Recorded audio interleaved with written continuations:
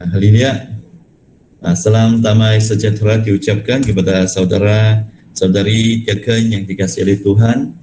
Syukur kepada Tuhan, pada malam ini kita sambung lagi pembelajaran kita, yaitu di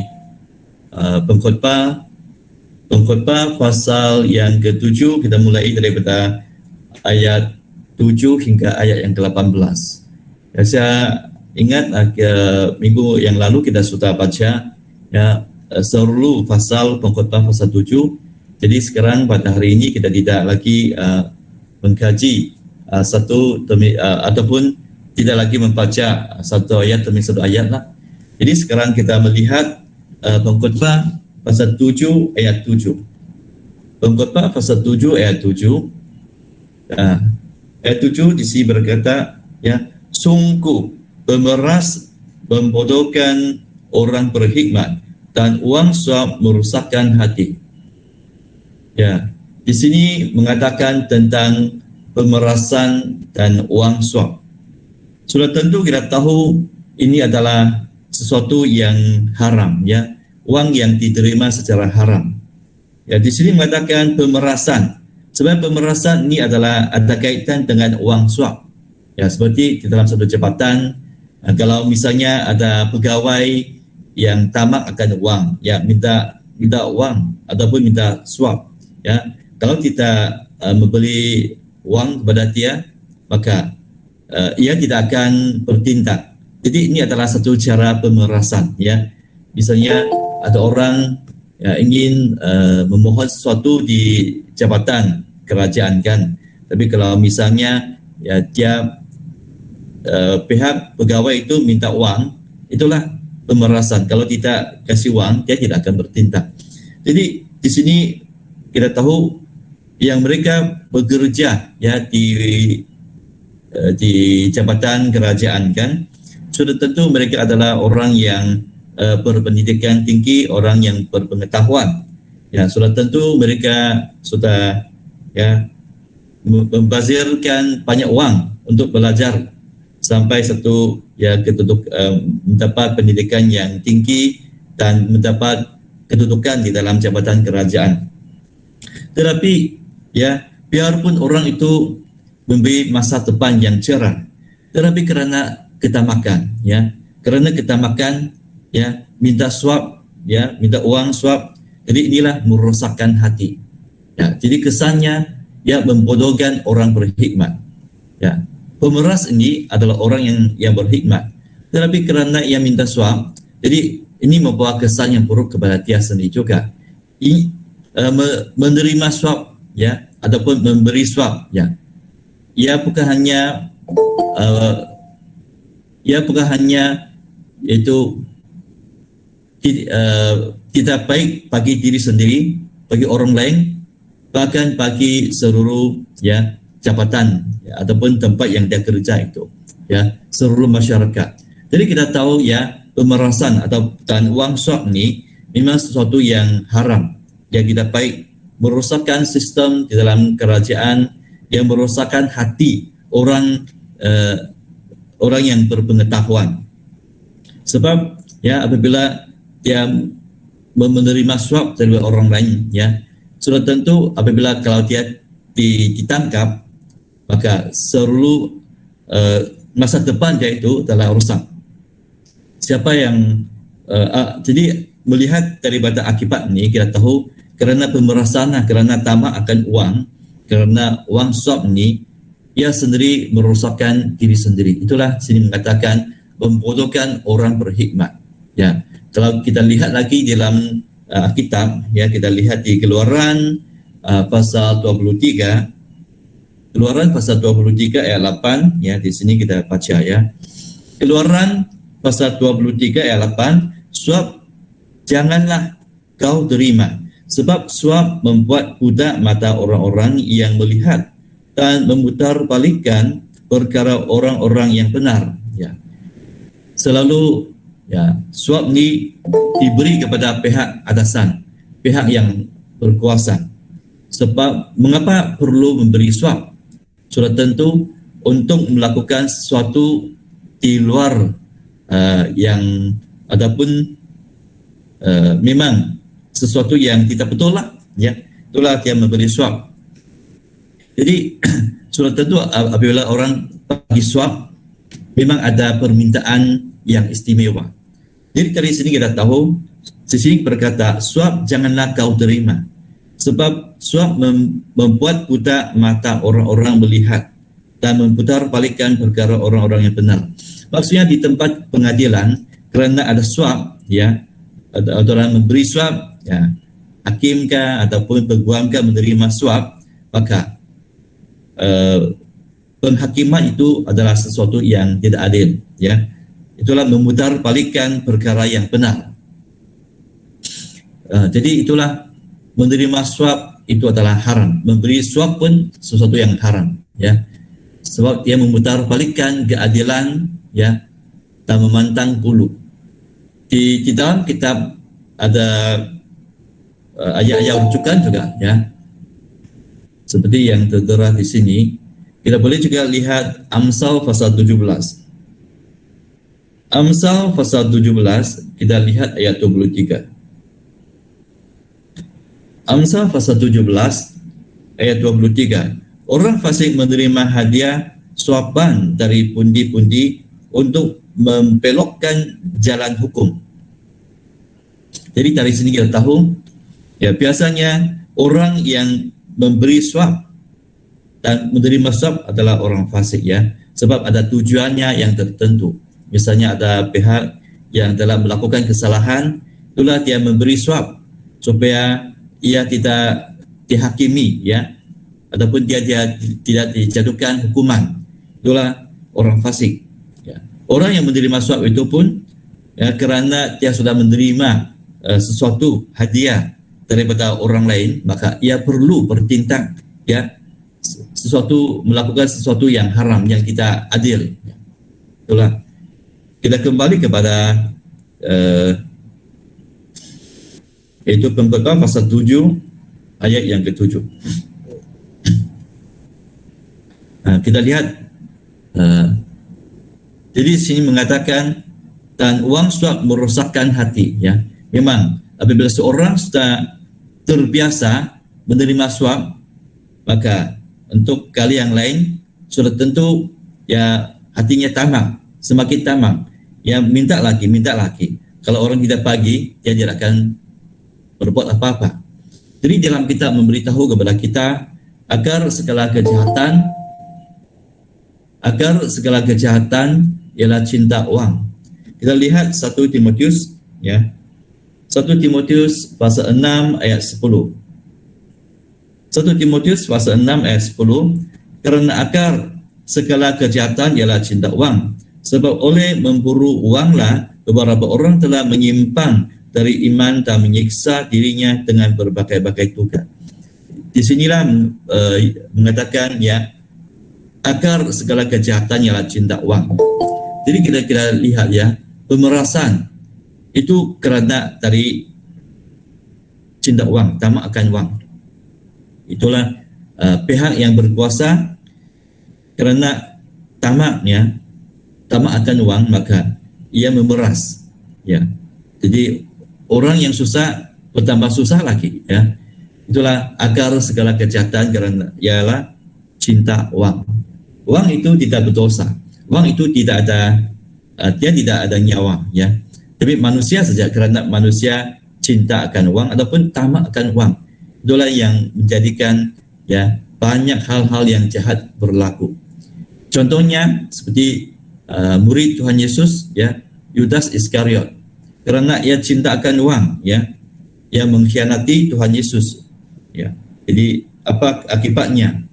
Kita lihat Kisah Para Rasul pasal pertama ayat 16. Kisah Para Rasul pasal pertama ayat yang ke-16. Hai saudara-saudara, haruslah genap nas kitab suci yang disampaikan Roh Kudus dengan perantaraan Daud tentang Yudas, pemimpin orang-orang yang menangkap Yesus itu. Ayat 17. Ya, dahulu ia termasuk bilangan kami yang dan mengambil bagian di dalam pelayanan ini. Ayat 18. Yudas ini telah membeli sebitan tanah dengan upah kejahatannya. Lalu ia jatuh tertelungkup dan perutnya terbelah sehingga semua isi perutnya tertumpah keluar. Baik, di sini mengatakan tentang itu Yudas Iskariot, ya, seorang yang tamak akan uang sehingga ia mengkhianati Tuhan Yesus. Jadi apa akibatnya? Setelah ia mengkhianati Tuhan Yesus, dia rasa begitu kesal dan akhirnya ia menggantungkan dirinya, membunuh diri. Jadi inilah kerana tamak akan uang, manusia sanggup melakukan apa saja kejahatan. Ya. Jadi seperti apa yang dikatakan di dalam Pengkhotbah pasal 7 ayat 7, itu ya, yaitu memberi suap itu ataupun menerima suap itu, ya, yang membodohkan orang yang berhikmat. Baik, kita kembali kepada Pengkhotbah pasal 7. Kita lihat ayat yang ke-8. Pengkhotbah pasal 7 ayat yang ke-8. Akhir suatu hal lebih baik daripada awalnya, panjang sabar lebih baik daripada tinggi hati. Apabila kita mengkaji pengkhotbah di bahagian sinilah, mulai daripada pasal 7 sampai pasal 12, ya, cara penulisannya itu seperti Amsal, ya, setiap ayat ada itu pengajarannya, dan setiap ayat dia ada tempat yang tidak lengkap, kita harus baca sampai habis, ya, barulah kita mengetahui maksud yang lengkap. Jadi di sini mengatakan akhir suatu hal lebih baik daripada awalnya. Jadi apakah maksud akhir suatu hal? Ya, kalau kita bandingkan dengan rangkap yang ke bawah, panjang sabar lebih baik daripada tinggi hati. Ya, sebenarnya rangkap pertama dan rangkap yang kedua adalah saling berkait.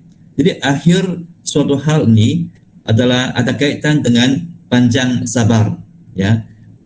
Dan awalnya itu kita boleh bandingkan dengan tinggi hati.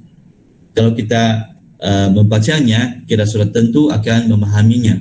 Baik, di sini adalah satu perbandingan tentang akhir suatu hal daripada permulaan. Jadi, apakah maksudnya akhir di sini? Ya, akhir suatu hal di sini adalah bermaksud pencapaian. Ya. Kalau kita misalnya kita panjang sabar untuk melakukan sesuatu hal, ya, sudah tentu kita akan mencapai satu pencapaian yang baik, ya. Jadi bagaimana kita memiliki pencapaian yang baik? Yaitu dengan cara panjang sabar. Seperti seorang petani yang menanam, tapi bukan hari ini tanam, hari ini terus ada hasilnya. Dia perlu usaha, ya, usaha dengan gigih, ya, perlu banyak kesabaran, ya, ya, perlu banyak usaha untuk membuang rumput-rumput yang tidak berguna, ya. Jadi itulah yang harus membaca dan hal-hal yang lain. Jadi sebagai seorang petani, bagaimana ya dapat mendapat hasilnya? Itulah dengan cara panjang sabar, ya. Kita lihat di Yakobus pasal 5 ayat 7. Yakobus pasal 5 ayat 7 di sini berkata, "Karena itu saudara-saudara, bersabarlah sampai kepada kedatangan Tuhan. Sesungguhnya petani menantikan hasil yang berharga dari tanahnya, dan ia sabar sampai telah turun hujan musim gugur dan hujan musim semi." Ya, di sini kita lihat, ya, satu musim adalah kira-kira 3 bulan, kan. Kita tengok, ya, bagi seorang petani, dia apabila dia sudah bercocok tanam, dia harus tunggu musim gugur, ya. Sebenarnya musim gugur, selepas musim gugur adalah musim dingin. Selepas musim dingin barulah musim semi.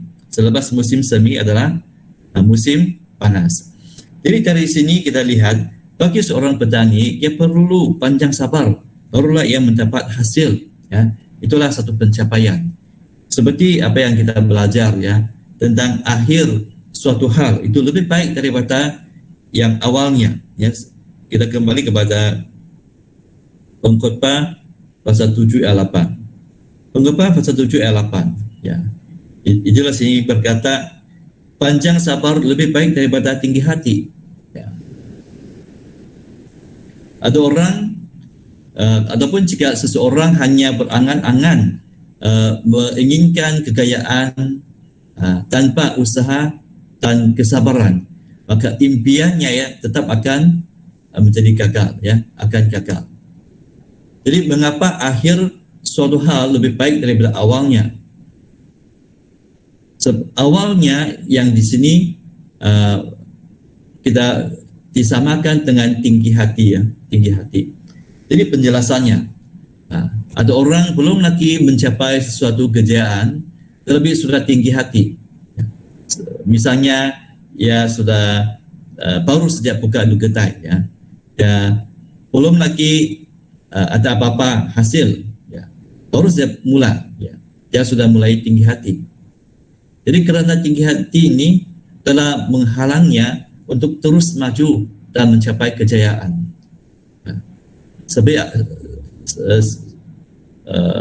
Seperti orang kata, ya, kalau belum mula sudah dia sudah, ya, rasa dia ini bos besar, ya, dia ini tinggi hati sudah. Dia apabila dia tinggi hati, dia tidak mau lagi menerima itu nasihat daripada orang lain. Dia tidak rendah hati untuk belajar. Jadi karena tinggi hati ini, ya, yang menyebabkan dia gagal daripada perniagaannya. Kita boleh merujuk kepada Amsal pasal yang ke-18 ayat 12. Amsal pasal 18 ayat 12, tinggi hati mendahului kehancuran, tetapi kerendahan hati mendahului kehormatan. Ya, di sini rangka pertama mengatakan tinggi hati mendahului kehancuran. Jadi begitulah, ya, di dalam pekerjaan ataupun di dalam perniagaan, kalau misalnya ada orang, ya, pada mulanya pun rasa tinggi hati, bagaimana pula, ya, mendapat satu pencapaian yang cemerlang. Jadi inilah satu nasihat, ya, supaya kita rendah hati, supaya kita berusaha dengan gigih, supaya kita sabar, barulah kita akan mencapai satu, ya, mencapai satu pencapaian yang baik. Kita kembali kepada Pengkhotbah pasal 7, kita lihat ayat yang ke-9. Pengkhotbah pasal 7 ayat yang ke-9. Pengkhotbah pasal 7 ayat 9, janganlah legas-legas marah dalam hati, karena amarah menetap dalam dadah orang bodoh. Jadi di sini mengatakan, ya, jangan legas-legas marah dalam hati. Ya, jadi sini adalah persamaan legas marah dengan orang bodoh. Sebab rangka yang ke bawah berkata kerana amarah menetap dalam dada orang bodoh. Jadi inilah mengapa pula, ya, ataupun apakah kaitan, ya, seorang pemarah dengan orang bodoh? Memang ada kaitan, kan? Sebab apabila seorang, ya, adalah seorang batu api, ya, cepat naik marah, sudah tentu ia akan bertindak secara tidak rasional, ya. Itulah perilaku bodoh. Kita lihat di Amsal pasal 14 ayat 17. Amsal pasal 14 ayat 17. Amsal pasal 14 ayat 17. Siapa legas naik darah berlaku bodoh, terlebih orang yang bijaksana bersabar.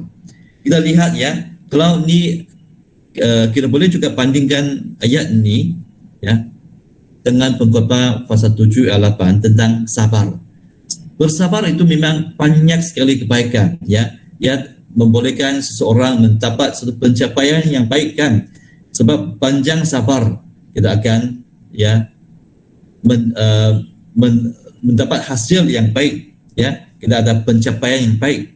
Di sini berkata, bagi seorang yang sabar, itulah orang yang bijaksana, sebab pikirannya itu tenang.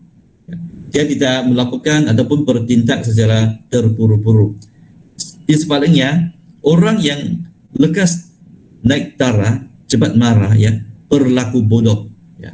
Sebenarnya begitu kan. Tindakan seseorang dalam kemarahan adalah tidak waras. Apabila seorang sudah marah, ya, jadi apa saja dia berani melakukannya. Tetapi apabila dia sudah melakukan hal yang bodoh, nah, apabila amarahnya sudah turun, dia menyesal pula tindakan yang dia lakukan waktu dia marah.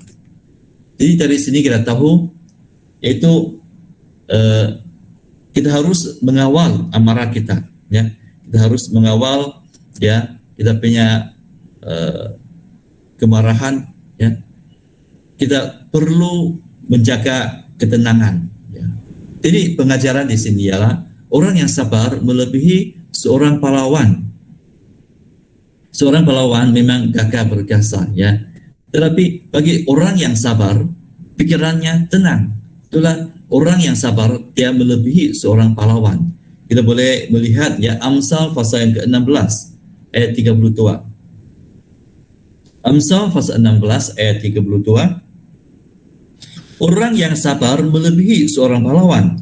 Orang yang menguasai dirinya melebihi orang yang berebut kota. Ya, seorang pahlawan memang, ya, kuat untuk melawan sampai ia dapat merebut kota. Tetapi, ya, bagi seorang yang sabar, ia dapat menguasai dirinya. Ia melebihi seorang pahlawan yang gagah perkasa.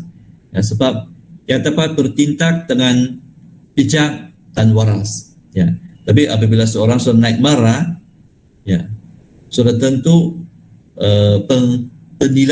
penilaiannya itu tidak betul, tidak tepat, ya. Itulah kita kena belajar menjadi seorang yang tenang, ya. Sebab di sini berkata orang yang legas marah akan menjadi, dia adalah seorang yang bodoh, ya. Kita juga boleh melihat di Yakobus pasal pertama. Yakobus pasal pertama ayat 19. Yakobus pasal pertama ayat 19. Hai saudara-saudara yang kukasihi, ingatlah hal ini. Setiap orang hendaklah cepat untuk mendengar, tetapi lambat untuk berkata-kata, dan juga lambat untuk marah. Ini adalah satu cara untuk menguasai diri sendiri, ya. Jangan kita dikuasai oleh emosi diri sendiri. Sebab apabila kita telah dikuasai oleh emosi diri sendiri, maka kita akan, ya, bertindak secara tidak waras. Kita akan menyesal nanti, ya. Itulah sih berkata kita harus, ya, menguasai diri sendiri, menguasai, ya, amarah diri sendiri. Ya, jadi sini berkata, ya, setiap orang hendaklah cepat untuk mendengar, ya, cepat untuk mendengar, tetapi lambat untuk berkata-kata. Lambat berkata-kata. Kita lihat, ya, apabila seorang yang menjadi marah sudah tentu perkataannya, ya, ia mengucap dengan cara ataupun satu ya, berkata dengan cepatlah, ya, apabila seorang sudah marah. Tapi kalau cobalah di dalam emosi yang tidak baik, di dalam amarah, kita coba pelankan perkataan kita, ya. Kita coba pelankan perkataan kita, maka emosi kita ini akan menjadi tenang kembali. Itulah sini berkata lambat untuk berkata-kata dan juga lambat untuk marah, ya. Apabila seorang marah, sudah tentu perkataannya menjadi cepat. Apabila kita melambatkan perkataan kita, ya, maksudnya inilah cara kita menguasai emosi kita. Sudah tentu, ya, amarah kita akan menjadi surut. Baik, kita kembali ke Pengkhotbah pasal 7. Kita lihat ayat yang ke-10. Pengkhotbah pasal 7 ayat yang ke-10.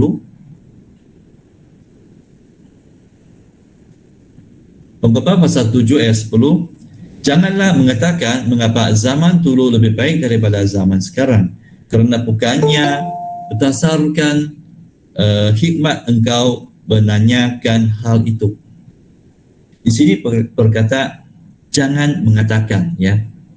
Apakah yang kita tidak boleh kata demikian, ya? Ini ada satu pertanyaan sih, berkata mengapa zaman dahulu, ya, lebih baik daripada zaman sekarang. Ini apabila kita mendengar perkataan ini, kita sudah mengetahui orang yang mengucap perkataan ini dia rasa tidak puas hati tentang keadaan sekarang, ya. Jadi ini adalah satu perbandingan di antara zaman dulu dan zaman sekarang, ya. Ya.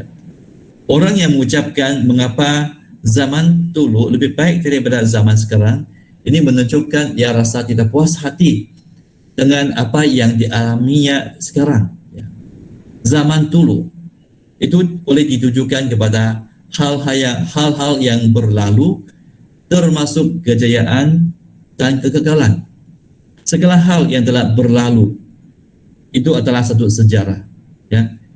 Jadi pengajaran di sini ialah hal-hal yang berlalu adalah suatu pengajaran dalam hidup, tetapi ia tidak akan kembali untuk selama-lamanya.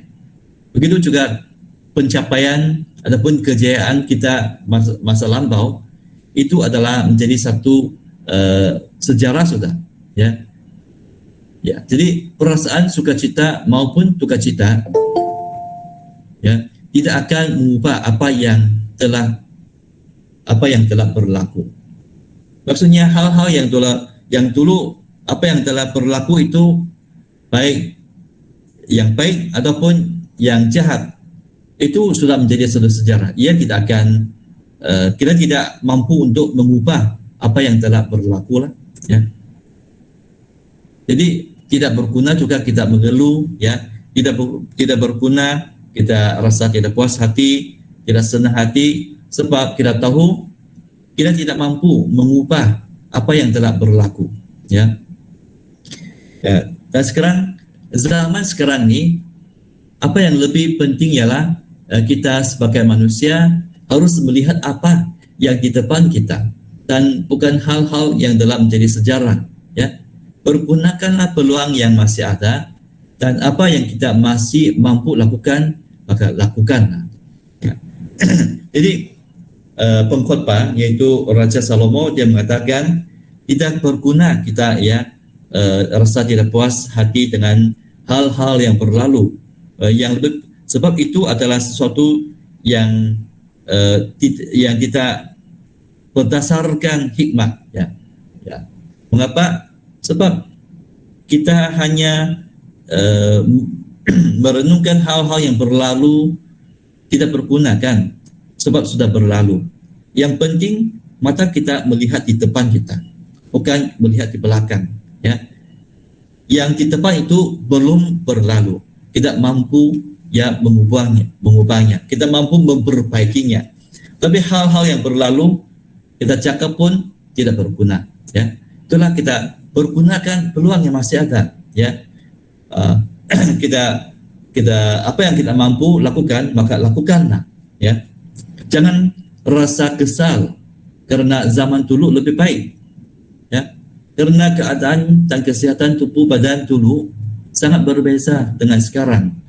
Sudah tentu apa yang dicapai itu berbeza juga, ya. Mengapa dulu, ya, kita ada pencapaian yang baik? Mungkin waktu dulu kita masih muda, kita masih sehat, otak kita masih cergas, ya, dan kita ada peluang, ya. Itulah tempat kejayaan. Tapi masa dulu dan masa sekarang itu sangat berbeza. Mungkin sekarang sudah menjadi tua, sudah badan kita menjadi lemah, ya. Sudah tentu tidak boleh membandingkan diri sendiri pada masa 20 tahun yang lalu, kan. Jadi semua keadaan sangat berbeza, ya. Seperti bunga tidak akan bermekar selama-lamanya, ya. Jadi kita kena belajarlah melihat apa yang di depan kita, bukan di belakang kita, ya. Sebab yang sudah berlalu, ya, kita tidak mampu mengubahnya. Kita hanya mampu memperbaiki apa yang akan berlaku di depan kita. Baik, kita lihat Pengkhotbah pasal 7 ayat 11. Ayat 11, hikmat adalah sama baiknya dengan warisan dan merupakan suatu keuntungan bagi orang-orang yang melihat matahari. Kita lihat sampai ayat 12. Kerana perlindungan hikmat adalah seperti perlindungan wang. Dan beruntunglah yang mengetahui bahwa hikmat memelihara hidup pemilik-pemiliknya. Di sini ada persamaan dan perbezaan di antara hikmat dan wang. Apakah persamaannya? Persamaannya yaitu kedua-duanya hikmat dan wang merupakan suatu keuntungan dan satu perlindungan. Seperti ayat 11 mengatakan, hikmat adalah sama baik dengan warisan. Warisan itu harta kan dari nenek moyang kita, dari ibu bapa kita. Ya, itu adalah dia baik. Ya, dan ia merupakan satu keuntungan bagi orang-orang yang melihat matahari. Itu orang-orang yang hiduplah. Ya, jadi orang yang hidup memiliki wang sama seperti memiliki hikmat, sebab kedua-dua ini memberi keuntungan baginya. Ya, ayat 12 juga berkata, kerana perlindungan hikmat adalah seperti perlindungan wang. Jadi ini ada juga satu persamaan kan. Ada wang, ya ada perlindungan. Tapi perlindungan ini bukan bermaksud ya mampu melindungi dari segala-gala hal. Ya. Cuma maksudnya kalau ada wang, sekurang-kurang ya tidak akan kelaparan. Ada wang, sekurang-kurang waktu sakit masih mampu untuk membeli ubat. Itulah maksudnya perlindungan. Ya, hikmat juga memberi perlindungan. Tapi dari segi ini ya, di sini berkata, dan beruntunglah ia mengetahui bahwa hikmat memelihara hidup pemilik-pemiliknya. Ini adalah satu kelebihan. Perbezaan adalah hikmat memelihara hidup. Jadi pengajaran di sini ialah wang merupakan suatu keperluan dalam kehidupan manusia, tetapi bukan segala-galanya. Di sebaliknya, hikmat adalah sumber untuk memiliki kegayaan dan lebih lagi menyelamatkan diri dari bahaya. Ya. Jadi dari sini adalah kelebihan hikmat daripada wang. Ya. Kalau apabila seseorang menghadapi keadaan yang bahaya, wang itu tidak mampu menyelamatkannya. Tetapi orang yang berhikmat dan berpengetahuan, dia tahu cara-cara untuk menyelamatkan diri sendiri. Jadi dari sini kita tahu wang memang ia memberi perlindungan, tetapi perlindungan yang terhad. Ya. Jadi dari sini hikmat melebihi wang, sebab hikmat ini mampu menyelamatkan orang. Ya. Orang menyelamatkan diri sendirilah kan. Ya. Jadi ini adalah satu perbezaan. Kita lihat ayat 13 hingga ayat 14. Ayat 13, perhatikanlah pekerjaan Allah, siapakah dapat meluruskan apa yang telah dibengkokkannya. Ayat 14, pada hari mujur bergembiralah, tetapi pada hari malang ingatlah bahwa hari malang itu pun dijadikan Allah seperti juga hari mujur, dan supaya manusia tidak dapat menemukan sesuatu mengenai masa depannya. Baik, dari dua ayat ini ada kaitan ya dengan Tuhan, dengan Allah. Ya. Dan dua-dua ayat ini adalah saling berkait. Jadi apabila kita membaca dua-dua ayat ini, kita melihat kuasa Tuhan dan perbatasan manusia. Ya. Apakah perbatasan manusia? Yaitu apa yang manusia tidak mampu lakukan. Jadi dari sini ayat 13 itu tentang manusia tidak mampu mengubah rencana Tuhan. Biarpun kita tahu, tetapi kita tidak mampu mengubahnya. Sebab kuasa ini, ya, nasib itu terletak di dalam tangan Tuhan. Itulah ayat 13 berkata, perhatikanlah pekerjaan Allah. Siapakah dapat meluruskan apa yang telah dibengkokkannya? Maksudnya manusia tidak mampu untuk ya mengubah pekerjaan Tuhan. Ya, seperti di sini ya. Bagaimana manusia dapat meluruskan apa yang telah dibengkokkannya? Kalau ini adalah kehendak Tuhan, bagaimana kita dapat mengubahnya kan? Jadi inilah satu perbatasan manusia. Yang kedua, apa yang manusia tidak mampu? Itu manusia tidak mampu mengerti rencana Tuhan. Seperti ayat 14 ya.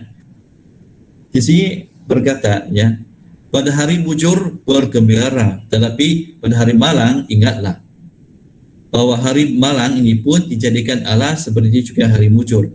Jadi dari rangkap pertama di sini memberitahu kepada kita hari mujur dan hari malang itu dua-dua pun berasal daripada Tuhan. Ya. Sudah tentu manusia tidak mahu hidup dalam keadaan yang tidak baik kan. Kita tidak mahu hidup dengan dalam hari yang malang.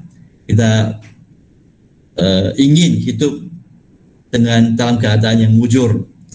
Ya, tetapi manusia tidak dapat mengubah nasib, ya. Manusia tidak dapat mengubah rencana Tuhan. Ya. Dan sini rangka yang kedua berkata supaya manusia tidak dapat menemukan sesuatu mengenai masa depannya. Bagaimana manusia tahu apa akan berlaku di masa depan kita? Kita tidak tahu kan? Mungkin masa depan kita ada hari yang mujur dan juga ada juga hari yang malang bagi kita. Ya, kita tidak tahu. Maksudnya rencana Tuhan itu kita tidak mampu mengertinya. Ya. Jadi inilah ketidakmampuan manusia. Ya, manusia tidak mampu menemukan sesuatu mengenai masa depan kita. Jadi dari sinilah kita melihat perbatasan manusia. Jadi pengajaran di sini ialah tujuan Tuhan ialah untuk menyadari manusia akan perbatasan manusia, dan dengan itu manusia bersandar kepada Dia yang Maha Kuasa. Sebab dari ayat 13 hingga ayat 14, dua-dua ayat ini mengatakan tentang kuasa Tuhan. Tuhan yang Tuhan yang merancangnya dan Tuhan yang menyelesaikannya. Manusia tidak tahu apa yang akan berlaku hari esok. Ya, antara mujur ataupun malang, kita tidak tahu. Inilah perbatasan manusia. Tetapi Tuhan itu adalah Maha Kuasa. Ya, itulah pada hari ini apabila kita semakin mengenali tentang kelemahan manusia, maka di pihak lain kita semakin bersandar kepada Tuhan yang Maha Kuasa. Ya. Jadi inilah dua ayat ya, mengatakan tentang kuasa Tuhan dan perbatasan manusia. Jadi waktu mujur kita gembira, waktu malang kita ingatlah, maksudnya kita harus renungkanlah dan mengapa hal ini terjadi. Sudah tentu ada rencana Tuhan, ya. Mungkin kesalahan diri sendiri, mungkin juga Tuhan ingin menguji kita. Kita tidak tahu rencana Tuhan, tapi kita serahkan segala-galanya di dalam tangan Tuhan, ya. Baik, sekarang kita lihat ayat 15 hingga ayat 18. Ayat 15 hingga ayat 18, ya. Ayat 15, dalam hidupku yang sia-sia, aku telah melihat segala hal ini. Ada orang saleh yang binasa dalam kesalehannya. Ada orang fasik yang hidup lama dalam kejahatannya. Ayat 16, janganlah terlalu saleh, janganlah perilakumu terlalu berhikmat. Mengapa engkau akan membinasakan dirimu sendiri? Ayat 17, janganlah terlalu fasik, janganlah bodoh. Ya. Mengapa engkau mahu mati sebelum waktumu? Ya. Ayat 18, adalah baik kalau kamu memegang yang satu dan juga tidak melepaskan yang lain, karena orang yang takut akan Allah luput dari kedua-duanya. Jadi kalau kita ulang-ulang membaca dari ayat 15 hingga ayat 18, maka kita akan mendapat satu pengajaran di sini, yaitu manusia perlu keluar dari tua keterlaluan ataupun tua ekstrim, ya. Kita perlu keluar daripada tua ekstrim ini. Nah, apa yang ditekankan di sini ialah bertindak secara berhikmat supaya kita tidak mengalami kebinasaan ataupun hal-hal yang kita ingini. Yang tua ekstrim ini ataupun tua keterlaluan ini ditujukan kepada terlalu saleh dan terlalu fasik. Ini adalah kita boleh lihat dari ayat 16 dan ayat 17. Ayat 16 berkata, janganlah terlalu saleh. Ini adalah yang pertama. Yang kedua, ayat 17, janganlah terlalu fasik. Kita lihat, dua-dua ini adalah saling bertentangan. Satu terlalu saleh dan satu terlalu fasik. Jadi ini adalah dua keterlaluan.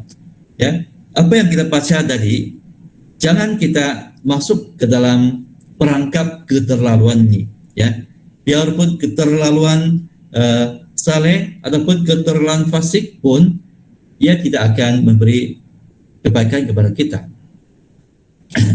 Dan ayat 18 mengatakan, ya, karena orang yang takut akan Tuhan luput dari kedua-duanya. Maksudnya, jangan kita ke kiri ataupun ke kanan. Kita jalan di tengah-tengah. Inilah sikap jangan ekstrim, jangan keterlaluan.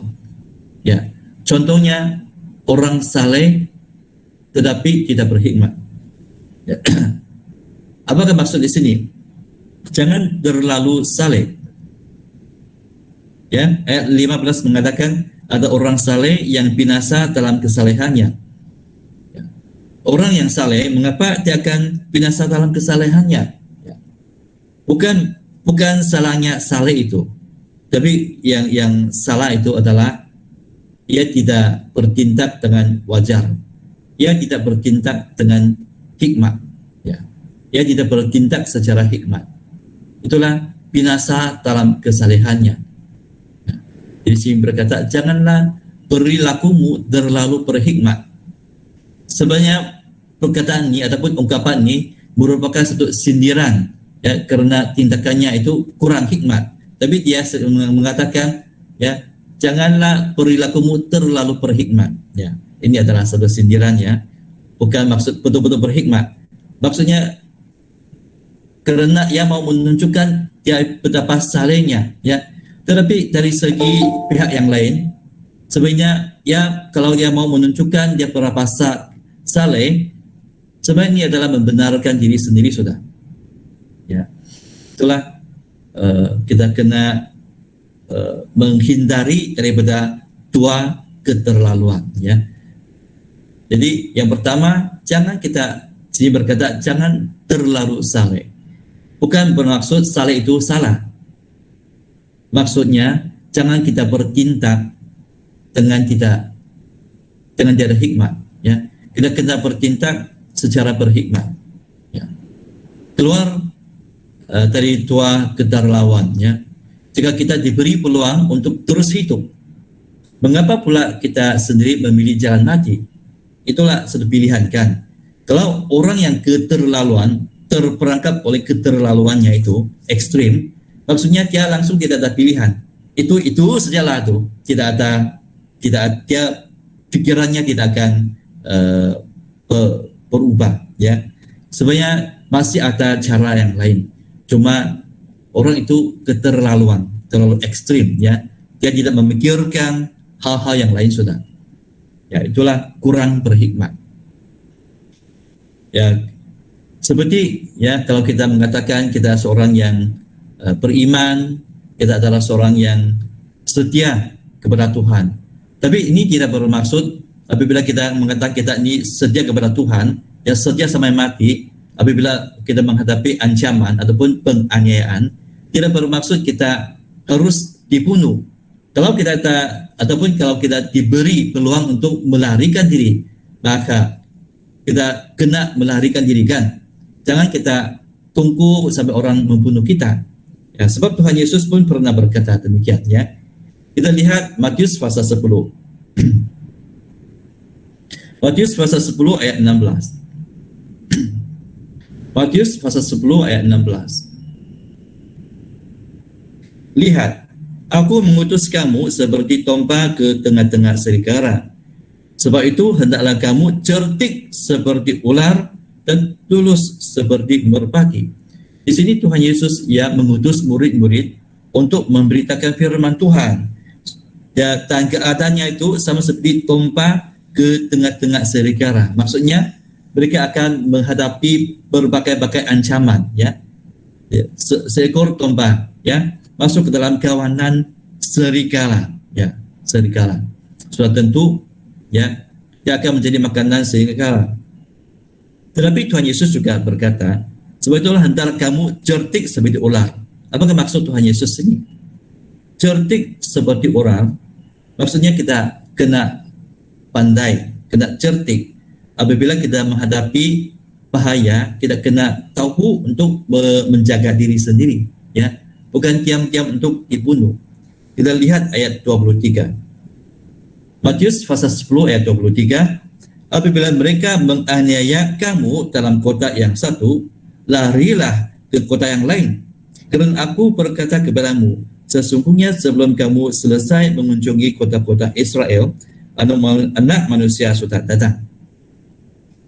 Baik, dari sini kita tahu, ya, apa yang diajar oleh Tuhan Yesus itu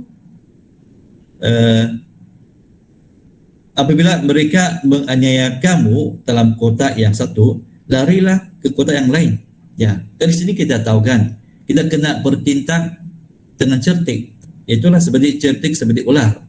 Ya, apabila ya kita ada peluang untuk melarikan diri, maka kita kena larilah kan. Jangan kita seperti orang bodoh, ya, tunggu untuk dibunuh. Bukan begitu, ya. Ya, jadi inilah kita kena bertindak dengan berhikmat. Ya. Bukan bermaksud saleh itu salah. Ya. Saleh itu kita kena hidup saleh juga, tetapi kita kena saleh secara berhikmat. Inilah yang dimaksudkan oleh pengkhotbah ataupun Raja Salomo. Kita lihat lagi, ya, Kisah Para-Rasul pasal 8. Kisah Para-Rasul pasal 8 ayat 3 hingga ayat 4. Kisah Para-Rasul pasal 8 ayat 3. Tetapi Saulus berusaha membinasakan jemaat itu, dan ia memasuki rumah demi rumah dan menyeret laki-laki dan perempuan keluar dan menyerahkan mereka untuk dimasukkan ke dalam penjara. Di sini mengatakan tentang penganiayaan Saulus sebelum ia menjadi percaya kepada Tuhan Yesus. Itulah namanya yang dulu adalah Saulus. Apa yang dia bertindak itu ia menganiaya mereka yang percaya kepada Tuhan Yesus. Jadi apakah tindak balas daripada jemaat? Kita lihat ayat 4. Ayat 4, mereka yang tersebar itu menjelajah seluruh negeri itu sambil memberitakan Injil. Ya, dari sini kita tahu apabila jemaat telah dianiaya oleh Saulus, mereka bukan tutup untuk dibunuh ataupun tutup untuk ditangkap, tapi di sebaliknya mereka melarikan diri. Itu Rasi berkata mereka yang tersebar, maksudnya melarikan diri kan ke kota-kota yang lain supaya tidak ditangkap. Ya, Paulus pun pernah juga, ya, dianiaya oleh orang-orang Yahudi juga kan. Ya, dia pun melarikan diri juga, ya, dari satu tempat ke satu tempat yang lain. Jadi dari sini kita tahu kita kena hidup dengan saleh tetapi dengan cara berhikmat, ya. Kita cerdik, hidup secara saleh dan cerdik. Inilah apa yang dimaksudkan oleh Raja Salomo ataupun pengkhotbah. Kita kembali kepada pengkhotbah pasal yang ke-7. Pengkhotbah pasal yang ke-7, ya.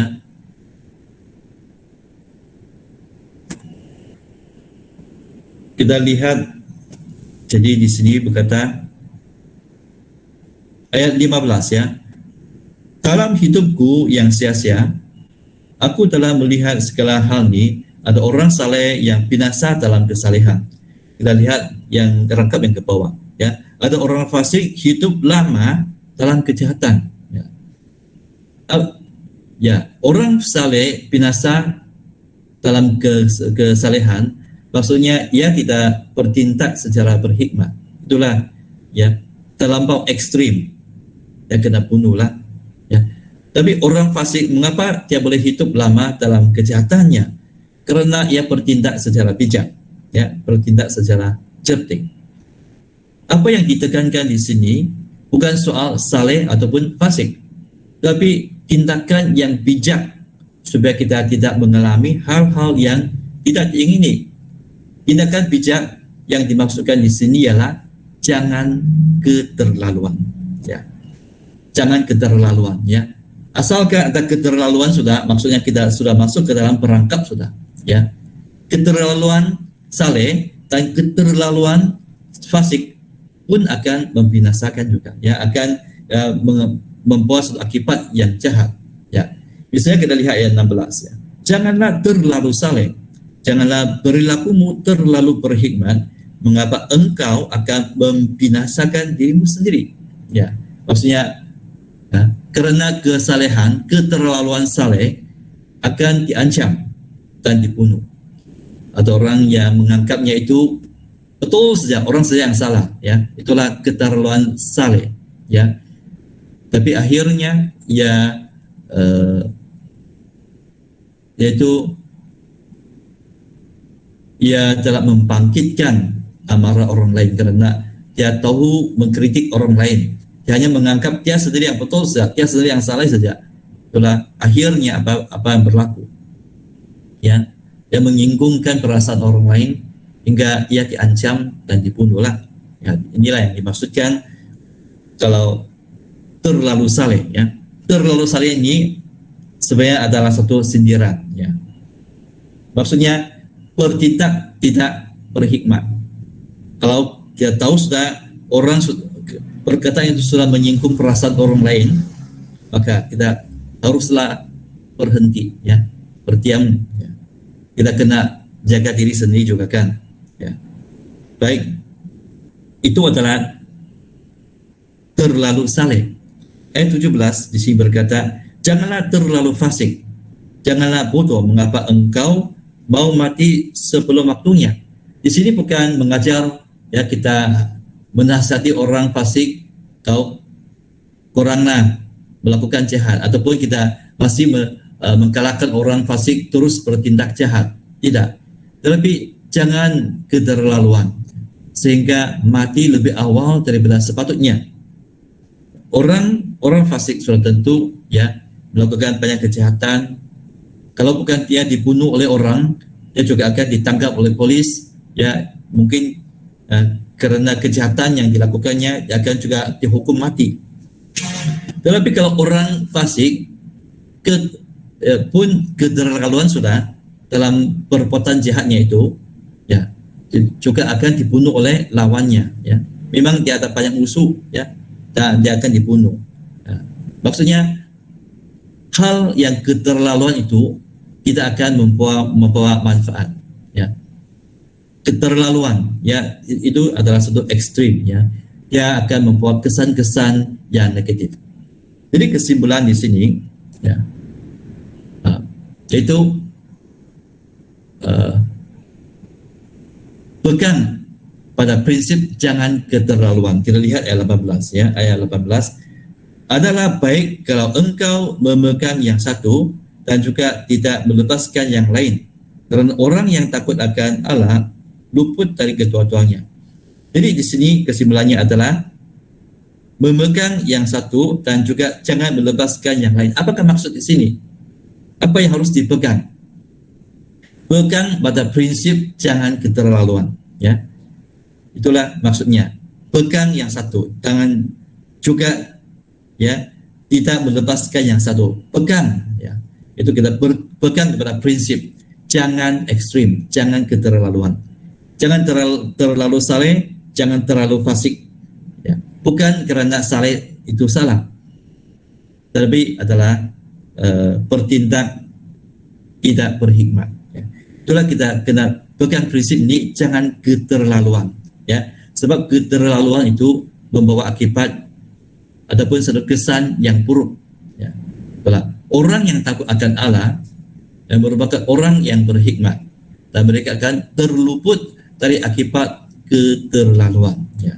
Akibat keterlaluan itu adalah sesuatu yang mengancam diri sendiri, sesuatu yang membinasakan. Seperti yang dikatakan oleh Raja Salomo, ya, ia akan membawa kepada kebinasaan. Jadi dari ayat 15 hingga ayat 18 sebenarnya ini bukan juga selalu sesuatu yang mudah untuk dipahami, Tapi apa yang saya tekan di sini bukan soal tentang saleh ataupun fasik, tapi adalah tentang tindakan keterlaluan itu. Adalah satu tindakan yang tidak wajar, adalah satu tindakan yang bodoh. Itulah maksudnya kita kena bertindak secara cerdik, ya, yaitu bagaimana kita bertindak secara cerdik. Itu jangan keterlaluan, ya. Kita kena belajar jalan di tengah-tengah, bukan ke kiri juga bukan ke kanan, ya. Inilah cara kita hidup di dalam dunia ini. Jadi